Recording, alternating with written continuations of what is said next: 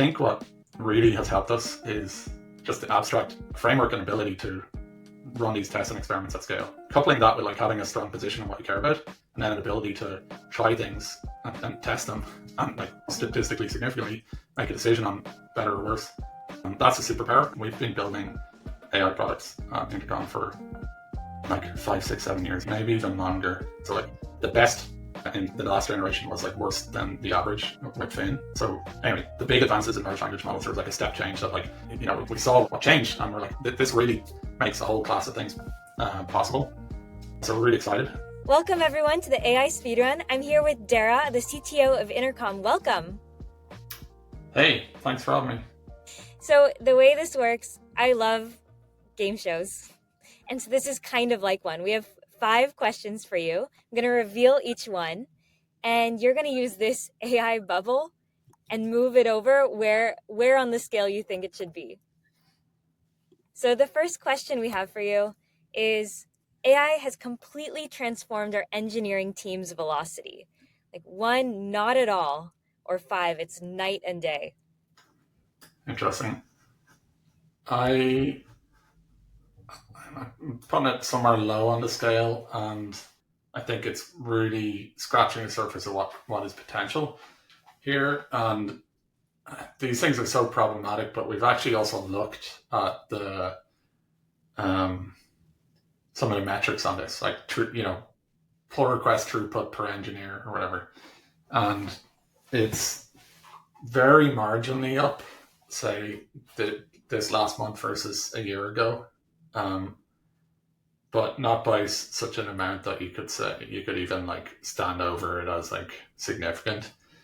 So it's not like, I believe the potential here is like 2 or 10x, and we see the kind of glimpses of that when you see people build really cool stuff from a blank page. And we see examples of that when people maybe take on problems that they might have avoided and found some like simpler, more constrained thing to do, or not done the thing.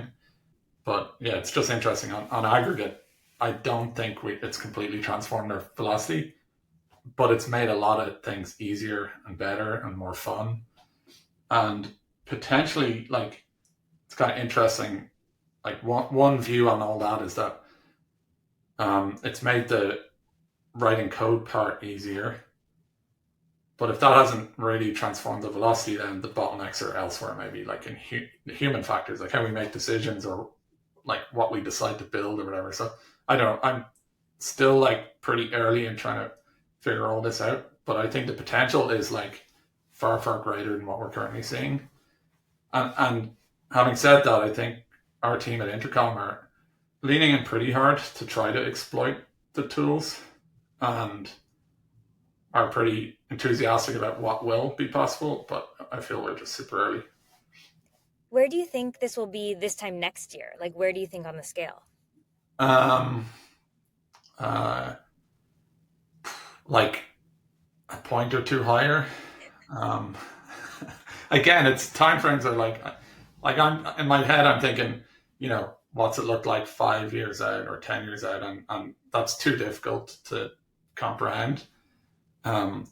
But I feel like if I were to try to be really like honest or harsh maybe about our usage, I think of what's possible today, there are some people who are really pushing the frontier and like really curious and trying all the latest things and getting creative about how they use different AI tools.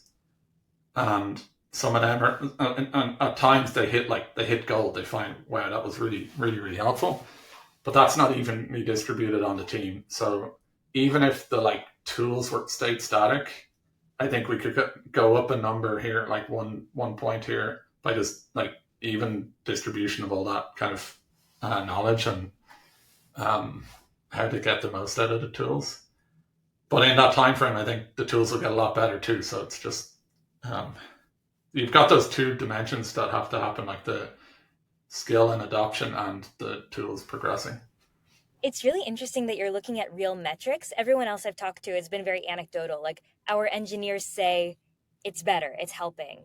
And the fact that you're looking at like um, PR throughput per engineer is very interesting. Were there other metrics that you're looking at?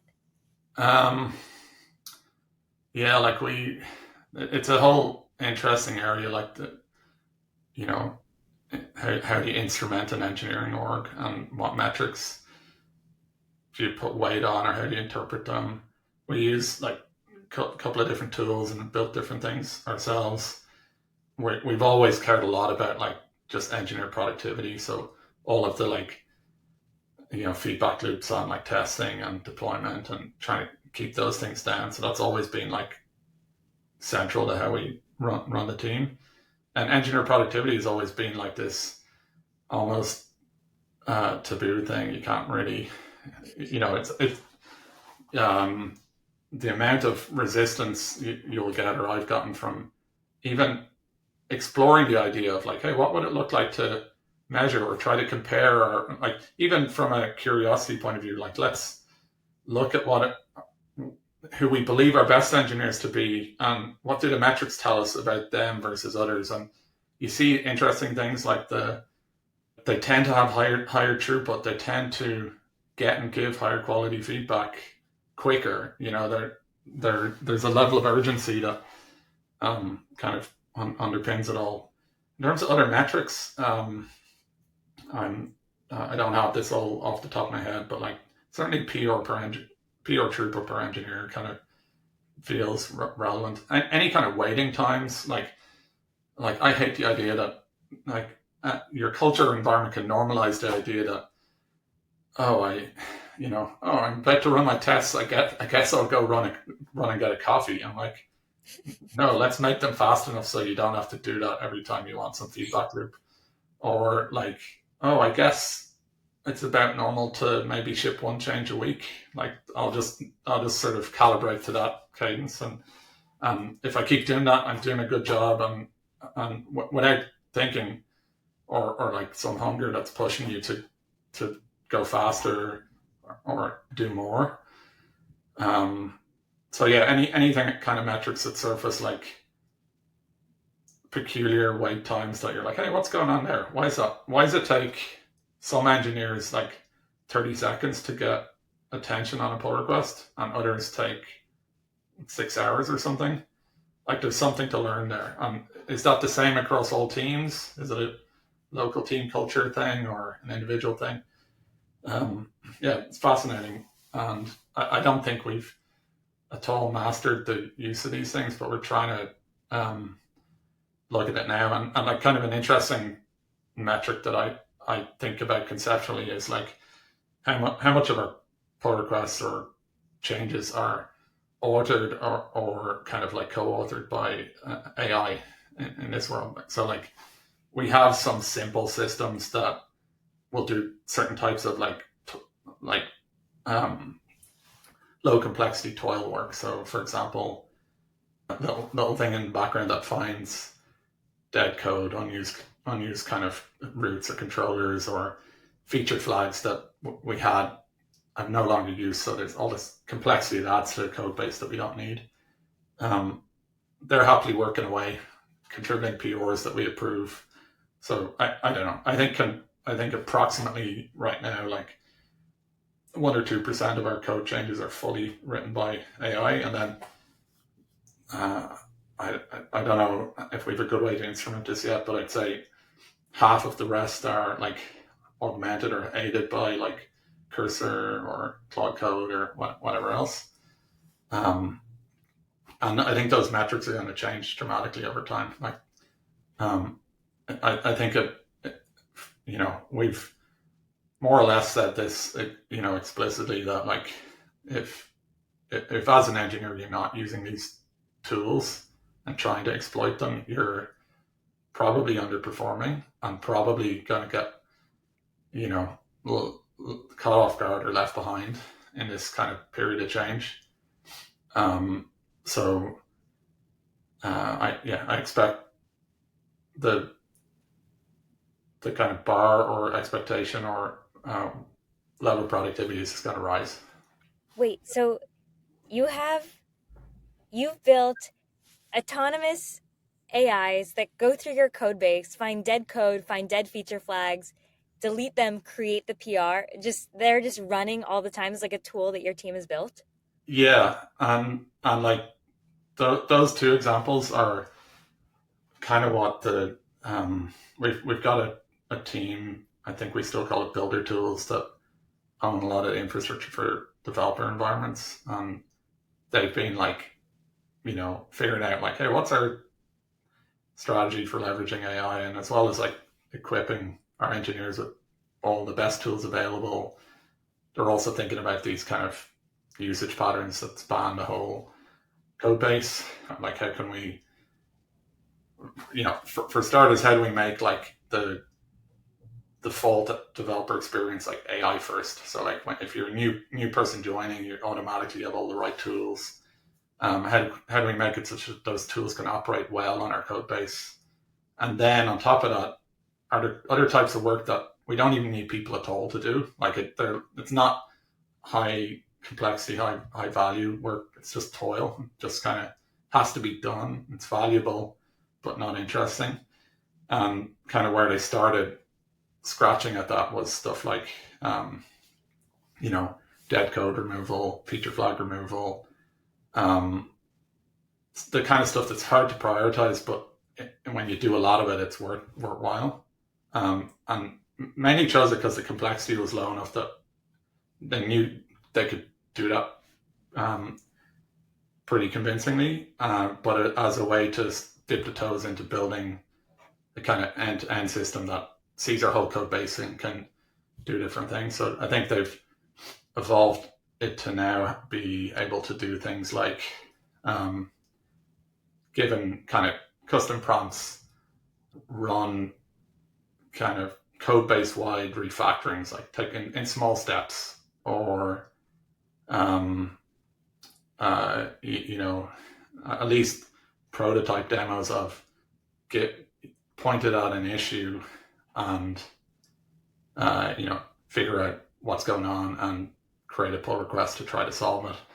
Like, I think a lot of people are doing these types of things, and um, all of these challenges I think hit on like the contrast between like how impressive and amazing, say, any of these tools that like Lovables or Claude Code or whatever can operate on a blank page, but trying to do that on like Intercom is a beast. Like our mono repos are like millions of lines of like just ridiculous amount of stuff. So I think we have a lot of Intercom specific problems of like how do we make it possible or accessible for AIs to be useful in such a sprawling code base. Anyway, so we're building all these kind of code base wide tools that will take on tasks, and the idea being that like there's a lot of this type of work that AI can do with like pretty high accuracy, and there's types of things we can do that are valuable, but we could never do with human effort. Like, um, you know, big refactorings, or like framework swapping out frameworks for more modern ones, or if you can do that to a certain level of quality and quickly, you'll do it. But if it's a multi-year project, you'll put it off forever. Wait, that's so cool. So you basically have this like builder team, which is sort of like an AI dev tool startup studio inside the company, building for only one customer, which is you. And what you've identified is there are problems that actually we could not do as humans, like switching to a new framework, because it would literally just take years. But you can have an AI work in the background. And like that's the ideal. If we can do things like that can be a real accelerator for everyone. That's certainly the promise. Yeah, like it's pretty early, but um, I I just know it'll be possible on some timeline. Whether it's months or quarters or years, we'll get there. So cool. Okay, I'm skipping ahead a bit. Yeah, I want to know what it was like to build Finn. And the thing that I love about Finn, or like the thing that like is so spectacular to me, is the accuracy rate. yeah, And I'm curious, how challenging was it to get Finn to meet the intercom quality bar? yeah. Um, hard work. Like maybe for a bit of context, we've been building AI products at Intercom for like 5, 6, 7 years, like maybe even longer.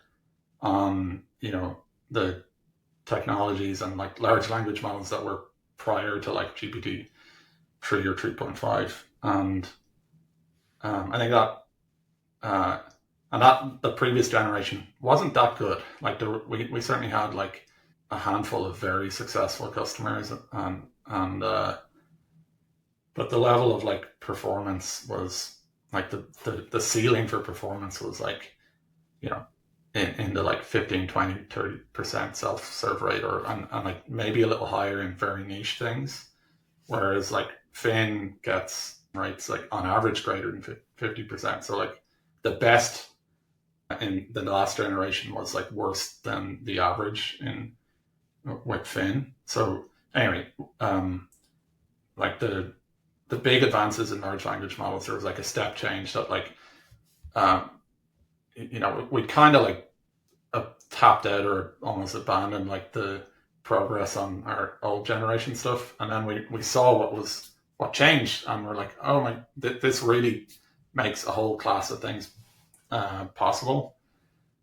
So we're really excited. But yeah, our company's quality bar, like there's many aspects that I'll focus on the kind of AI like accuracy part. There's a lot of, again, I'm speaking kind of from a distance on this work. I'm not like I don't have a strong background in ML or whatever. But how did we do it? We had the benefit of some reasonably high volume usage, and like running these products for years, and we had the expertise there, and there's a lot of sweat went into this, hundreds of like A/B tests. We really took a position that like quality and accuracy mattered more than performance. Performance defined as like resolution or answer rate or deflection rate or something like that.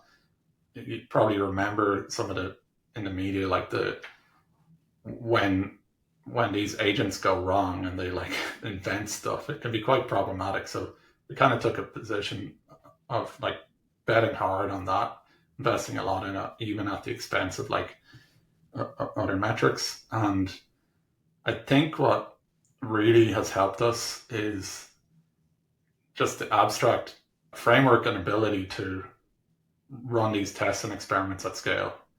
When like coupling that with like having a strong position on what you care about, and then an ability to try things and test them, and like statistically significantly make a decision on better or worse.